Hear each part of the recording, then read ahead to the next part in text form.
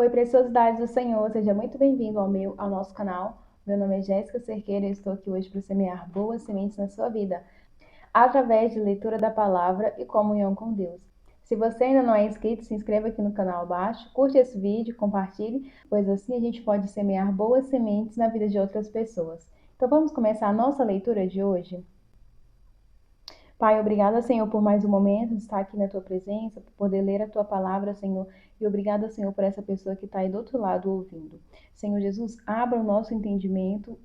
Nós abrimos agora, Senhor, o nosso coração para receber um pouco mais da Tua palavra, Senhor Jesus. Fala conosco, dê-nos entendimento, Senhor Jesus, através do Teu Espírito Santo. É que eu te peço, em nome de Jesus. Amém. E na leitura de hoje nós vamos ler o nosso 147º dia.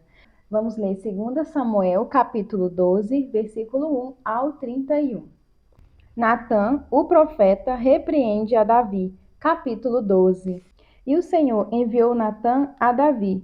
Entrando ele a Davi, disse-lhe: Havia numa cidade 2 homens, um rico e o outro pobre. O rico tinha muitíssimas ovelhas e vacas, mas o pobre não tinha coisa nenhuma, senão uma pequena cordeira que comprara e criara.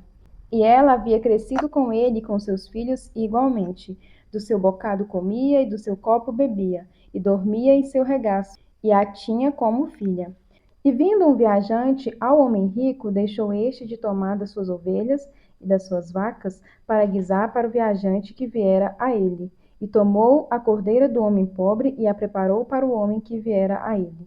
Então o furor de Davi se acendeu em grande maneira contra aquele homem, e disse a Natã: Vive o Senhor, que digno de morte é o homem que fez isso, e pela cordeira tornará a dar o quadruplicado, porque fez tal coisa e porque não se compadeceu. Então disse Natã a Davi: Tu és este homem. Assim diz o Senhor, Deus de Israel: Eu te ungi rei sobre Israel e te livrei das mãos de Saul, e te dei a casa de teu senhor e as mulheres de teu senhor em teu seio, e também te dei a casa de Israel e de Judá.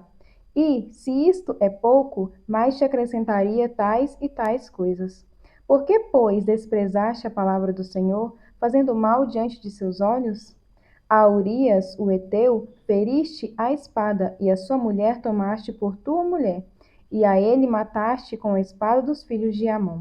Agora, pois, não se apartará a espada jamais da tua casa, porquanto me desprezastes, e tomastes a mulher de Urias, o heteu, para que te seja por mulher. Assim diz o Senhor: Eu que suscitarei da tua mesma casa o mal sobre ti, e tomarei tuas mulheres perante os teus olhos, e as darei a teu próximo, o qual se deitará com as tuas mulheres perante este sol. Porque tu o fizeste em oculto, mas eu farei este negócio perante todo Israel e perante o sol. Então disse Davi a Natã: Pequei contra o Senhor, e disse Natã a Davi: Também o Senhor transpassou o teu pecado, não morrerás. Todavia, porquanto com este feito deste lugar, sobremaneira a que os inimigos do Senhor blasfemem, também o filho que te nasceu certamente morrerá. Então Natã foi para sua casa, e o Senhor feriu a criança que a mulher de Urias dera a Davi, e a criança adoeceu gravemente. E buscou Davi a Deus pela criança, e jejuou Davi, e entrou e passou a noite prostrado sobre a terra.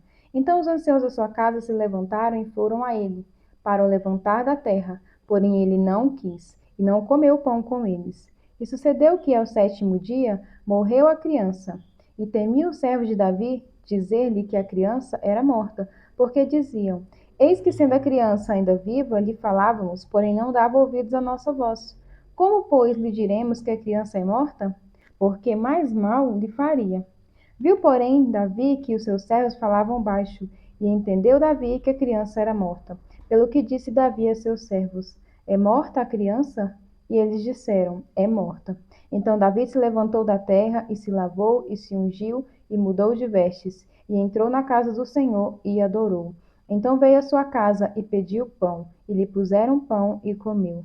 E disseram-lhe seus servos: Que é isso que fizestes? Pela criança viva jejuastes e choraste. Porém, depois que morreu a criança, te levantastes e comeste pão.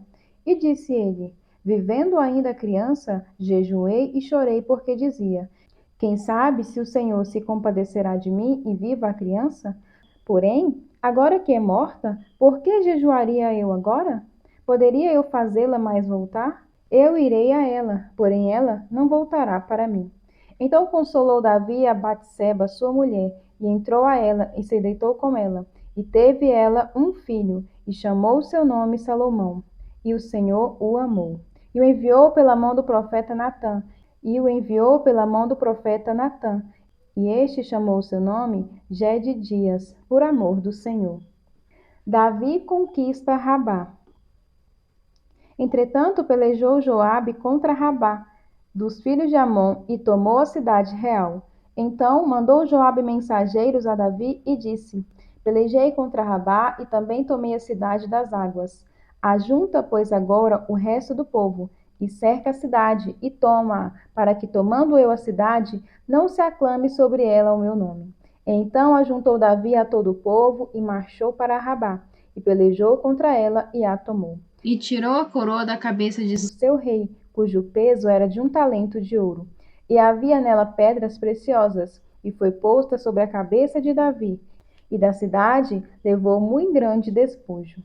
E trazendo o povo que havia nela, o pôs às serras e às talhadeiras de ferro, e aos machados de ferro, e os fez passar por forno de tijolos.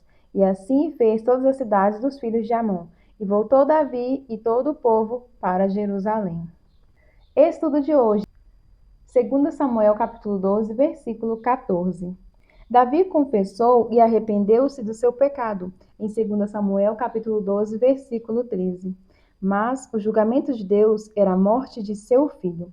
O pecado de Davi teve consequências irreversíveis. Quando Deus perdoa-nos e restaura o nosso relacionamento com Ele, não elimina todas as consequências de nossas más ações. Podemos ficar tentados a pensar: se isso é errado, posso sempre me desculpar com Deus. Mas nossas ações iniciaram eventos que talvez não sejam revertidos. Deus criou o mundo para seguir de acordo com seu plano perfeito. Nossa desobediência corre contra a criação de Deus e tem consequências. Quando obedecemos, estamos alinhados com a sua criação. Mas, quando desconsideramos os comandos de Deus, podemos sofrer consequências, mesmo se Deus tiver nos perdoado dos nossos pecados. João capítulo 16, versículo 1 ao 33. Capítulo 16. Eu lhes tenho dito tudo isso para que vocês não venham a tropeçar. Vocês serão expulsos das sinagogas. De fato, virá o tempo quando quem os matar pensará que está prestando culto a Deus. Farão essas coisas porque não conheceram nem o Pai nem a mim. Estou lhes dizendo isto para que, quando chegar a hora, lembre-se de que eu os avisei. Não lhes disse isso no princípio, porque eu estava com vocês. A obra do Espírito Santo. Agora eu vou para aquele que me enviou. Nenhum de vocês me pergunta: para onde vais? Porque falei essas coisas, o coração de vocês encheu-se de tristeza. Mas eu lhes afirmo que é para o bem de vocês que eu vou. Se eu não for, o conselheiro não virá para vocês. Mas se eu for, eu o enviarei. Quando ele vier, convencerá o mundo do pecado, da justiça e do juízo. Do pecado, porque os homens não creem em mim. Da justiça, porque vou para o Pai, e vocês não me verão mais. E do juízo, porque o príncipe deste mundo já está condenado. Tenho ainda muito para lhes dizer, mas vocês não podem suportar agora. Mas quando o Espírito da verdade vier, ele os guiará a toda a verdade. Não falará de si mesmo, falará apenas o que ouvi e lhes anunciará o que está por vir. Ele me glorificará, porque receberá do que é meu e o tornará conhecido a vocês. Tudo que pertence ao Pai é meu. Por isso, eu disse que o Espírito Santo receberá do que é meu e o tornará conhecido a vocês. Mais um pouco e já não me verão, um pouco mais e me verão de novo. A tristeza dos discípulos será transformada em alegria.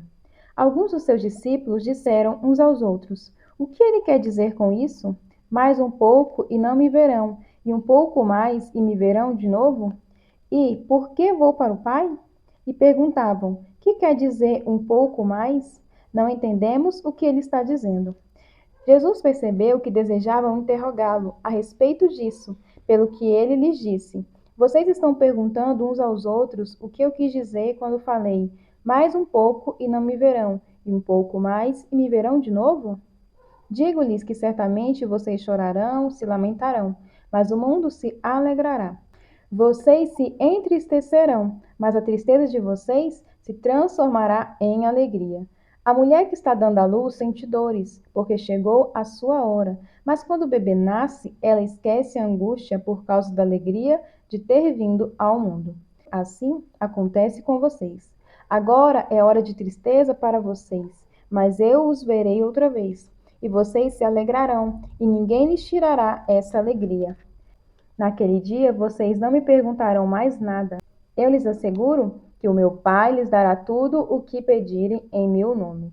Até agora vocês não pediram nada em meu nome. Peçam e receberão, para que a alegria de vocês seja completa. Embora eu tenha falado por meio de figuras, vem a hora em que não usarei mais esse tipo de linguagem, mas lhes falarei abertamente a respeito de meu Pai. Nesse dia vocês pedirão em meu nome. Não digo que pedirei ao Pai em favor de vocês, pois o próprio Pai os ama, porquanto vocês me amaram e creram que eu vim de Deus. Eu vim do Pai e entrei no mundo. Agora deixo o mundo e volto para o Pai. Então os discípulos de Jesus disseram: Agora estás falando claramente e não por figuras. Agora podemos perceber que sabes todas as coisas e nem precisa que te façam perguntas. Por isso cremos que vieste de Deus. E respondeu Jesus: Agora vocês creem? Aproxima-se a hora, e já chegou quando vocês serão espalhados, cada um para sua casa. Vocês me deixarão sozinho, mas eu não estou sozinho, pois o meu Pai está comigo. Eu lhes disse essas coisas para que em mim vocês tenham paz. Neste mundo vocês terão aflições. Contudo, tenham ânimo. Eu venci o mundo. Estudo de hoje, João capítulo 16, versículo 32 e 33. Os discípulos acreditavam sinceramente em que Jesus veio de Deus e Cristo aceitava sua proclamação de fé, em João capítulo 17, versículo 8. Mesmo assim, eles desertaram-no depois que Jesus foi preso. Veja em Marcos capítulo 14, versículo 50. O mestre sabia que eles o fariam, mas aceitou suas palavras. Ele sabia que deveriam tornar-se homens cujas vidas estavam de acordo com as suas palavras até a morte. O mesmo geralmente é verdade para nós. Embora acreditemos de todo o coração, ainda lutamos em fazer a nossa vida concordar com nossas palavras. O mesmo, no entanto, ainda é verdade para Jesus. Ele aceita a nossa fé inconsistente. Como discípulos, devemos tornar-nos pessoas cujas as vidas estão de acordo com as nossas palavras até a morte. Podemos desfazer-nos ao primeiro sinal de problema, mas Jesus não. Onde falhamos, Cristo teve sucesso. Onde fomos controlados pelo mundo, Jesus dominou. Não é em nossa fé inconsciente que colocamos a nossa dependência, mas na fidelidade constante do nosso Senhor.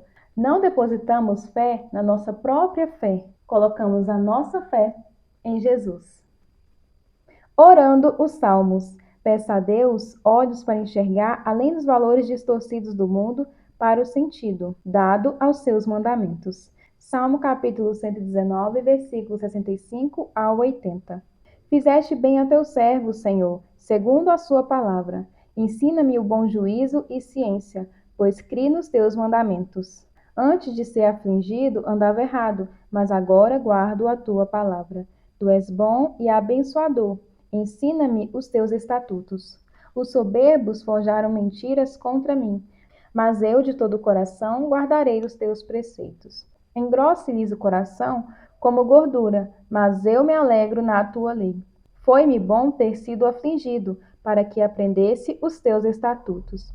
Melhor é para mim a lei da tua boca do que inúmeras riquezas em ouro ou prata. As tuas mãos me fizeram e me afeiçoaram. Dá-me inteligência para que aprenda os teus mandamentos. Os que te temem alegram-se quando me viram, porque tenho esperado na tua palavra. Bem sei eu, ó Senhor, que os teus juízos são justos e que em tua fidelidade me afligistes. Sirva, pois, a tua benignidade para me consolar, segundo a palavra que destes a teu servo. Venha sobre mim as tuas misericórdias, para que viva, pois a tua lei é a minha delícia. Confundam-se os soberbos, pois me trataram de uma maneira perversa, sem causa.